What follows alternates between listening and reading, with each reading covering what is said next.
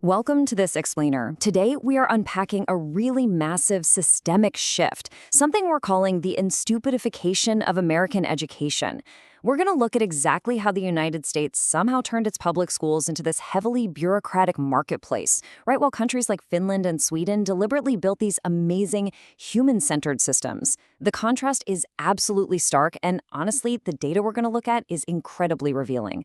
Really, the whole fundamental difference comes down to this one core philosophy. Education exists to maximize human flourishing, not market efficiency. That's it. That's the ballgame. Because in the US, this system has increasingly operated like a data-driven corporation. But internationally, the most successful models focus entirely on human development. So here is our agenda for today. We're covering 1.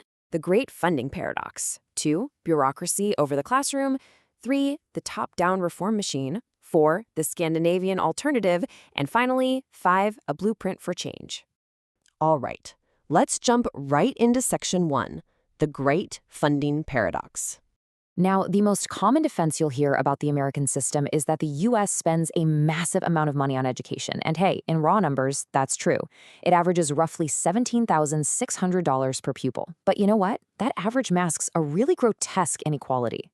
A child in New York receives nearly $32,000 in investment, while a child in Arizona gets just over $12,000. That is nearly a 3-to-1 funding gap.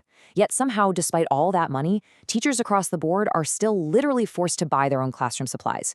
Make it make sense, right? So why does this actually happen? Well, it's because the U.S. structurally ties school funding primarily to local property taxes. And this creates what's known as an opportunity apartheid. It means wealthy suburbs with high property values can lavishly fund their schools, while poorer rural and urban communities absolutely struggle just to afford the basics. This inequality isn't a glitch. It is mathematically built right into the architecture of the whole system. But that begs the question, what happens in districts where the money is abundant? Where do those dollars actually go? That brings us to section 2, bureaucracy over the classroom. Over the last few decades, we've seen this massive administrative explosion. The modern American school district is increasingly structured exactly like a corporate management firm. So instead of funding flowing directly to the teachers, the aides, and the classrooms where it belongs, it gets heavily siphoned off into administrative bloat. We're talking about money being routinely diverted into massive central offices, ridiculously complex compliance systems, and super expensive data tracking platforms. And when you add in duplicate transportation systems and these gold-plated athletic megaprojects, you can clearly see why core learning and actual human development so often take a back seat. And then there is this staggering number, $23.9 billion. That was the annual shortfall in special education funding for just the 2021 to 2022 school year alone. This is literally the largest unfunded mandate in the nation's history. What this does is create a massive special education shell game. See, back in 1975, the federal government promised to cover 40% of special education costs. But today, it covers just 14.7%. And because local districts are legally mandated, as they should be, to provide these vital services, they are forced to drain their general education budgets to fill that multi-billion-dollar gap. It creates these impossible staffing pressures and is absolutely burning out educators everywhere. So how did we even get here? Let's move to section 3, the top-down reform machine. Ideological shifts across the entire political spectrum built this highly managed system. Over on the right, the 1970s saw a push for a consumer marketplace through school vouchers. Meanwhile, on the left, we saw technocratic, top-down standardization.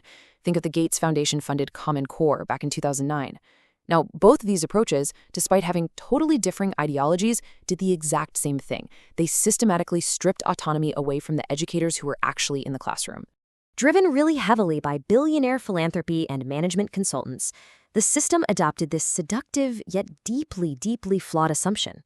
The idea was that education could somehow be optimized and scaled exactly like a software platform, just using standardized data to control outcomes.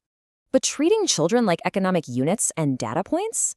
It has led to a total instupidfication of the system. We're talking endless benchmark testing, algorithmic teacher surveillance, a narrowed curriculum, and just profound student disengagement.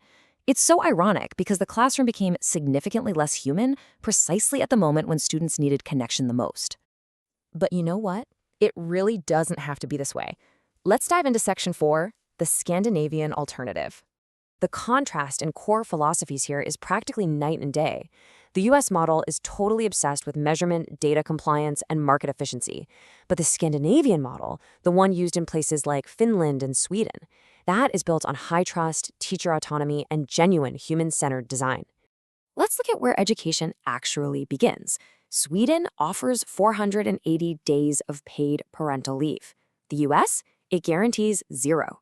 0 days. Because education doesn't start at kindergarten, right? It starts at birth with secure attachment. By offering 0 national paid leave, the US is creating a massive educational gap before children even learn to walk. And building right on that early foundation, Scandinavian countries integrate their schools seamlessly into the community.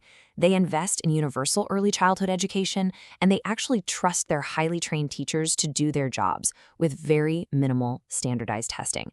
Plus, instead of building these isolated athletic mega-complexes, they build shared recreation centers and walkable transit systems that serve literally everyone.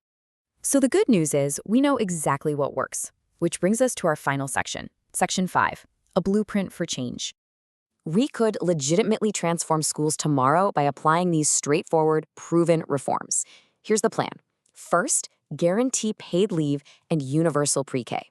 Second, decouple school funding from local property taxes to finally equalize resources. Third, implement a strict 15% cap on administrative spending just to ensure that 85% of funds actually reach the classroom. And finally, hold the federal government to its promise to fully fund 40% of special education. Now, before we wrap up, I do want to issue a quick warning about this coming AI gold rush. Tech sector voices are going to increasingly promise these cheap fixes through gamified software and artificial intelligence. And while, sure, technology is a helpful supplement, we've got to remain highly skeptical.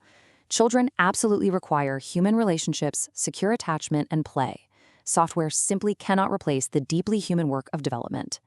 We know what works, and we know for a fact that the current system is costing us far more in lost potential, burnout, and inequality than the price of simply investing in human flourishing. America undeniably has the wealth to build extraordinary, human-centered schools. So I want to leave you with this final provocative thought. The money is there, the blueprint is there, but do we actually have the political will to make the right choice?